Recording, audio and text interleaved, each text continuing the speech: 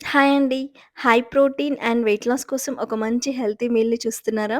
అయితే ఒకసారి ఈ కీన్వా రైస్ బౌల్‌ని ట్రై చేయండి. చాలా హెల్తీగా అండ్ టేస్టీగా ఉంటుంది.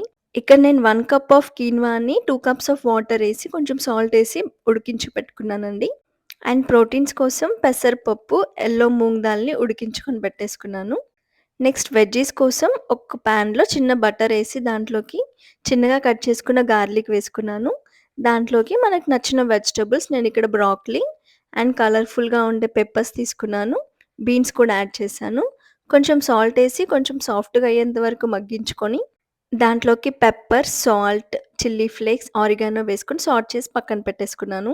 నెక్స్ట్ డ్రెస్సింగ్ కోసం ఒక కప్ కర్డ్ తీసుకున్నాను. దాన్ని బాగా విస్క్ దాంట్లోకి 1 స్పూన్ వరకు నువ్వులు తీసుకున్నానండి. రోస్ట్ చేసిన నువ్వులు, ఒక స్పూన్ ఆలివ్ ఆయిల్, కొద్దిగా లెమన్ స్క్వీజ్ చేసుకొని, అండ్ కొద్దిగా హనీ కూడా వేసుకొని, కొంచెం రోస్ట్ చేసిన జీరా పౌడర్ అండ్ సాల్ట్ వేసుకొని బాగా విస్క్ చేసుకుంటే మన డ్రెస్సింగ్ అయితే రెడీ అయిపోతుంది. ఇప్పుడు బౌలొచ్చేసి మనం బేస్‌లో కీన్వా రైస్ అయితే యాడ్ చేశాను నేను.